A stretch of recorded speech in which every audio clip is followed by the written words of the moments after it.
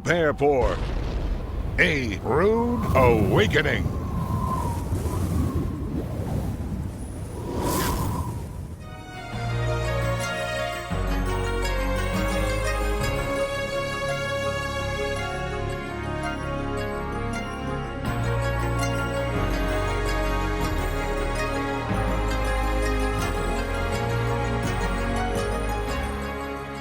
Shalom. This is Michael Rood in Jerusalem.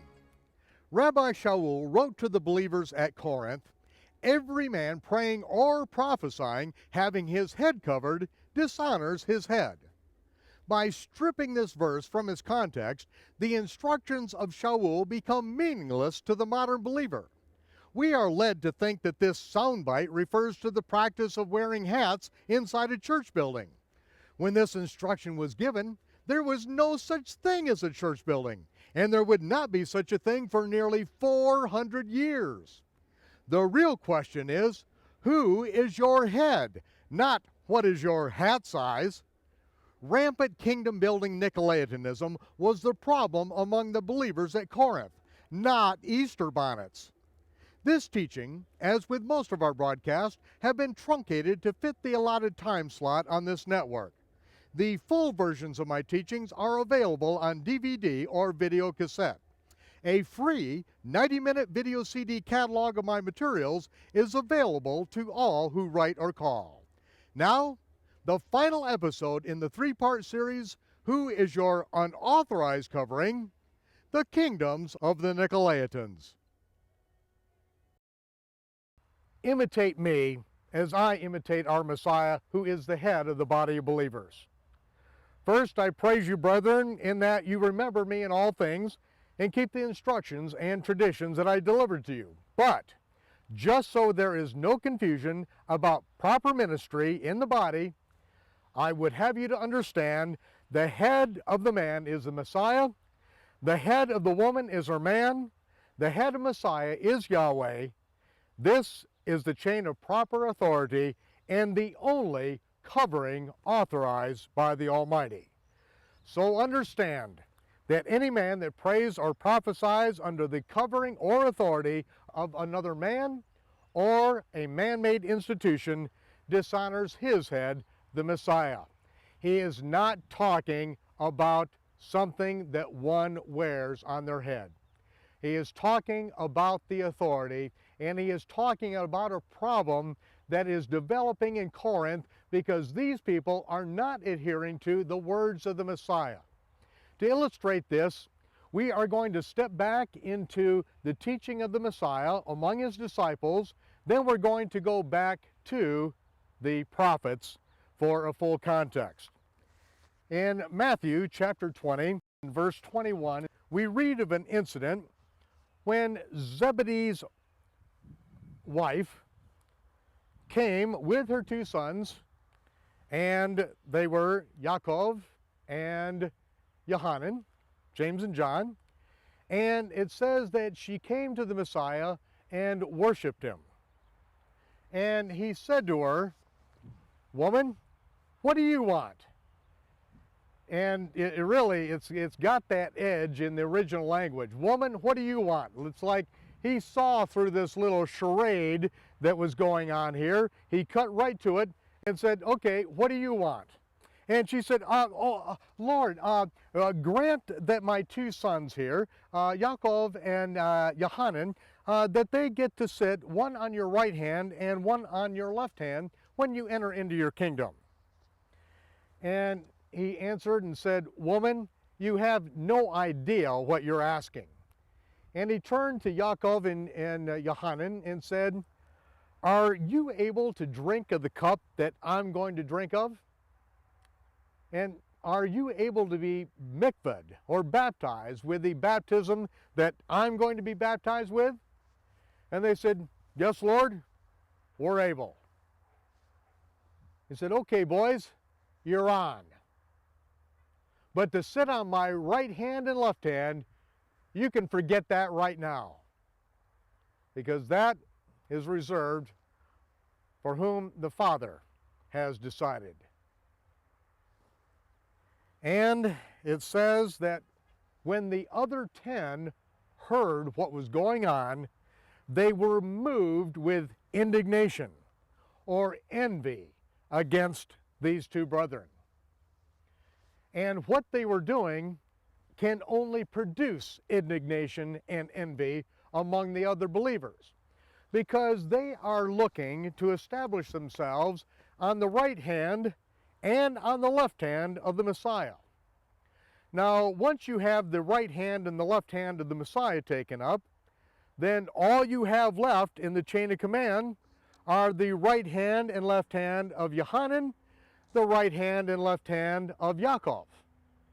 Once those positions are filled by these men who are now vying for positions, are the right and left hands of them. And so it goes down into this Nicolaitan chain of command, this Nicolaitan hierarchy. Now, why I say Nicolaitan is because this is what the Messiah refers to this as. He says, you know that the princes of the Gentiles exercise dominion over the people under them, and they that are great in authority exercise authority over them. But this is not the way we're going to do it. Whoever wants to be the greatest, let him be your minister. And whosoever wants to be the chief, let him be your servant. Even the Son of Man came not to be ministered unto, but to minister. As if to say, like, I'm the Messiah. I didn't come to get ministered to. I came to get underneath and to serve everyone. This is the way that we're going to do it. If you guys want to start forming this hierarchy system where you've got all these different positions and all these levels, then you can pack your trash and head right straight to Rome. But we're not going to do it. This is not how I am going to administrate things. If you want to be the hot shot, then you turn right around and get underneath everyone else and raise them up to walk in the fullness and stature of the Messiah. There's one thing the Messiah says he hates in the book of Revelation. It's the doctrine and the deeds of the Nicolaitans. In the Greek, the word Nico, Nike, conqueror. Laiton or laity, conqueror of the people. Setting up a chain of command, a hierarchy, an authority that puts men over top of other men. And you see how what this produces is envy. Because now I have to climb over top of other people to climb the Nicolaitan ladder of success.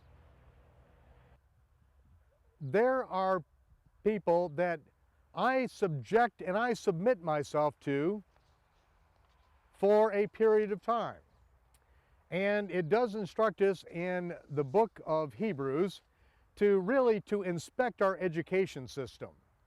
We take a look at those who teach and those who labor among us, and we see that there are qualities in the lives of others that we would desire those same qualities in our lives. And so we submit ourselves to them for a time period, and it is a limited submission, a limited subjection. And this is what I teach in all my seminars and have done for years. On the longer seminars, when people are there for an entire weekend, I instruct everyone that the man is the head of the house. He is the highest authority. And I am not the highest authority. I may be the person up front speaking, but I'm not the highest authority in the room. I'm a servant. If at any time the man of the house believes that what I am speaking is not the truth, then he has the right to speak to his wife and say, honey, get the kids, we are leaving here right now.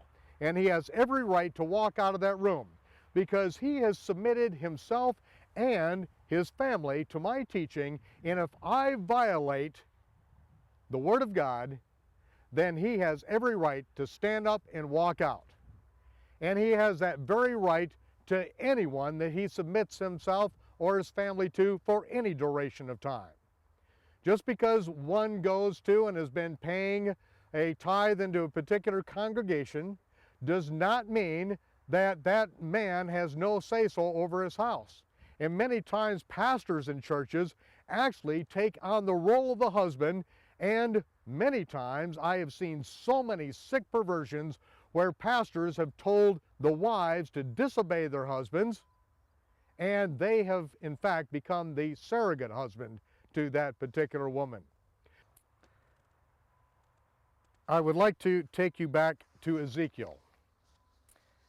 And the prophet Ezekiel says in chapter 13, and we'll begin with the 18th verse, "Thus saith Adonai Yahweh, woe to the women," and it is in italics, which means that it is not in the original text. "Woe to those that sew pillows to all armholes," or literally the elbows of the sleeves. Woe to those who are making pillows for the elbows of the sleeves to make everyone comfortable, or in our day and time, who are making real nice cushions for the pews, getting everyone to relax. Everyone's at home. No one needs to get ruffled up. We've got a real nice, smooth, easygoing message for you. Something to make you feel real good. About a 20-minute to 30, maybe a 40-minute feel-good message, and then you're on your way. You'll be out of here by 12 o'clock and down at the local restaurant to have your lunch on time. Everything's going to go smoothly. Woe to those who sew pillows to the sleeves for comfort and make kerchiefs or coverings on the heads in recognition of submission upon the head of every stature or every authority. And who is the authority? The man is the authority, the head of his house. Woe to those who are making everyone real comfortable and then making kerchiefs or coverings on the heads of those who should be in authority to hunt or craftily subdue souls. Will you hunt the souls of my people? And will you save the souls alive that come unto you or submit to you? And will you pollute me among my people for a payoff of handfuls of barley or for pieces of bread, in order to slay the souls of those that should not die because they really are righteous? These people shouldn't die in the tribulation and what's going to be happening when you are taken into captivity, when God's judgment comes on the land. You're trying to craftily bring them in and put them under your authority to get them to submit to you so that they, the righteous, will actually die when they have been righteous all the time. And to save the souls alive that should not live because they're guilty. They should die. And you're trying to save them alive by your lying to my people that hear your lies. Wherefore, thus saith Adonai Yahweh, behold, I am against your pillows of comfort, wherewith you hunt the souls to make them fly or escape the coming tribulation as Israel is carried away into captivity. You're saying to them, oh no, you're not going to endure any trouble. You're not going to endure any tribulation. All you have to do is come in and be part of our group, and we're going to escape all these things. Does this sound a little bit familiar? When judgment is on the way, when God promises He's going to shake the earth and the heavens in the last day, don't worry. Be part of our group. We're all going to fly out of here. We're all going to escape this thing. Nothing's going to happen to you. You're not going to have to get your garments purified. You're all ready. You've got your garments just smelling white. They're looking real good because you're part of our group. Come in, sit down, relax, pay your 10% tithe, and everything will be fine. Because if you keep doing this week after week, Sunday after Sunday, don't worry. everything is going to be fine. It's all that God requires of you is you come in, sit down, shut up, and put your name on our rolls. Sounds too familiar, because judgment was on the way in Ezekiel's day. Judgment is on the way today, and the Almighty is against those pillows of comfort. And I will tear them away from your arms. I am going to forcefully take you out of your comfort zones, and I will let the souls go. I am going to release the righteous from your manipulation, your intimidation, and your control. Even the souls that you hunt to make them fly. Of course, nobody flies. He's talking about a miraculous escape from the judgment that is coming upon the land.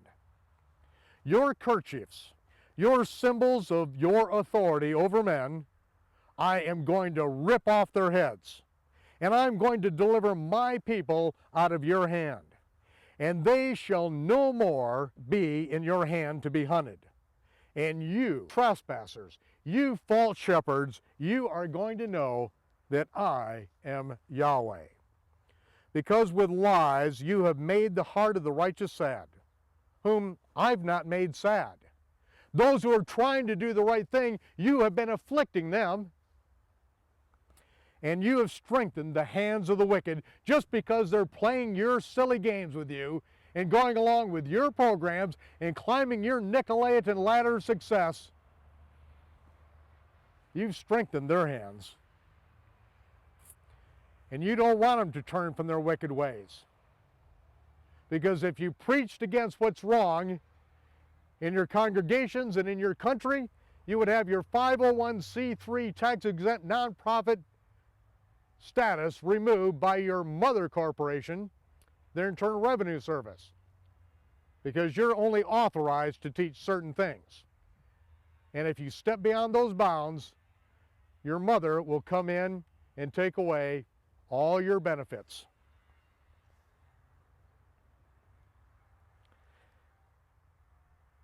You have promised them life when I have already determined judgment to them. Therefore, you will see no more vanity. You're going to see no more of this prosperity that you have been preaching. And you're not going to see any more divine divinations or fortune telling. The prophets speak of fortune telling and soothsaying, which is the job of what most people call prophets in America, are those who tell soothing sayings about people's future fortunes. There's going to be no more of this lying divination. You're not calling the people to righteousness. You're strengthening them, and you're encouraging them to continue on in their pagan sun god worship rituals when I have said, do not do the things that the heathen do and say you're doing it for me. Don't even let the names of pagan gods come out of your mouth. Be holy as I am holy. Follow me the way my Torah instructs. But yet, you have said, you don't need to do that. All you have to do is be part of our group and everything's fine. Because when we go up before the throne in heaven, we're going to stand there as one big group and we're going to say, haven't we prophesied in your name? Haven't we done many mighty, wonderful works? Haven't we cast out demons? And don't worry, you're going to be in, because we, this big group, we all get in. I will deliver my people out of your hand, and then you will know that I am Yahweh. In closing, I would like to read the 34th chapter of Ezekiel, which gives us even more detail concerning why there is judgment, there is tribulation coming. The word of Yahweh came unto me, Ezekiel, saying, Son of man, prophesy against the shepherds of Israel. Prophesy and say unto them, Thus saith Adonai Yahweh unto the shepherds, Woe be to the shepherds of Israel that feed themselves. Shouldn't the shepherds be feeding the flocks? You eat the fat, you clothe yourselves with the wool, the fine Italian wool suits, 3-piece. You kill them that are fed, but you feed not the flock. The diseased have you not strengthened, neither have you healed that which was sick. Neither have you bound up that which was broken. Neither have you brought again that which was driven away. Neither have you sought that which was lost. But with brute force and with intimidation and manipulation, you have ruled and controlled them. And they were scattered. My real sheep, they were scattered, because there's no shepherd among you. And they became meat to all the beasts of the field. The wolves came in and devoured them, and they were scattered. My sheep wandered through all the mountains and upon every high hill. Yes, my flock was scattered upon all the face of the earth. And there wasn't one of you that went after them. You wanted them all to come in and sit down in your comfy, cozy places, but you wouldn't go out there because they derided you for your hypocrisy. Well, I'm deriding you for your hypocrisy. I'm sick and tired of your religious dog and pony shows. These people are out there because they are tired of what you've got going on inside this building. I'm tired of it.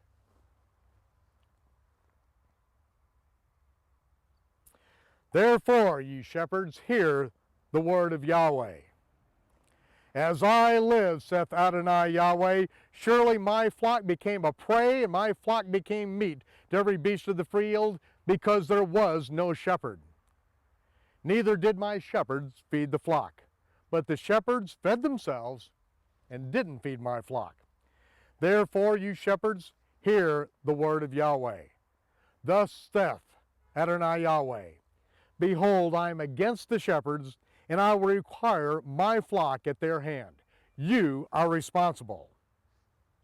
I will cause you to cease from feeding the flock. Neither shall the shepherds feed themselves anymore, because I'm going to deliver my flock out of their mouth. I'm going to empty your places out unless you get in righteous alignment with me. It's all over but the crying, because when he shakes things, these people will be shaken and delivered out of your mouths. If you're feeding yourself and not them, things are going to change. I will both search my sheep and seek them out. As a shepherd seeks out his flock in the day that he is among his sheep that are scattered, so will I seek out my sheep and will deliver them out of all places where they have been scattered in the dark and cloudy day. And I will bring them out from the people and gather them from the countries, and will bring them to their own land and feed them upon the mountains of Israel by the rivers and in all the inhabited places of the country. And I will feed them in a good pasture, and upon the high mountains of Israel shall their fold be. They shall lie down in a good fold, and in a fat pasture shall they feed upon the mountains of Israel. This is a messianic prophecy. This is what the Messiah said he would do. He would go and reach out into the hearts of the lost sheep of the house of Israel. I will feed my flock. I will cause them to lie down, saith Adonai Yahweh. I will seek that which was lost, and bring again that which was driven away, and will bind up that which is broken, and will strengthen that which was sick. But I will destroy the fat and the strong. I will feed them with judgment. As for you, O my flock, thus saith Adonai Yahweh, behold, I judge between cattle and cattle, flocks and flocks, between the rams and the he-goats. Does it seem a small thing to you that you have eaten up the good pasture, but now you tread down with your feet the residue and stomp it into the ground? You have ripped up the good pastures. You have drunk of the deep waters, but now do you insist on fouling the rest of the water with your feet? As for my flock, they eat what you have trodden down with your feet, and they drink which you have fouled with your feet. Therefore, I, even I, will judge between the fat cattle, the fat sheep, and the lean sheep. Because you have thrust with side and with shoulder, you have pushed all the diseased with your horns till you have scattered them abroad. Therefore will I save my flock, and they are not going to be a prey to you any longer. I'm the one that is going to do the judging, and I will set up one shepherd over them, and he shall feed them, even my servant David. He shall feed them and shall be their shepherd. And I, Yahweh, will be their God, and my servant David a prince among them. I, Yahweh, have spoken it. Come back to what the Messiah said, to follow him and him alone. Subject ourselves under his authority, as he is calling at this time, follow me, follow me. Don't follow men, follow the Messiah, whose head is Yahweh. Yahweh bless you and keep you. Yahweh make his face to shine upon you and be gracious unto you. Yahweh lift up his countenance upon you and give you his peace.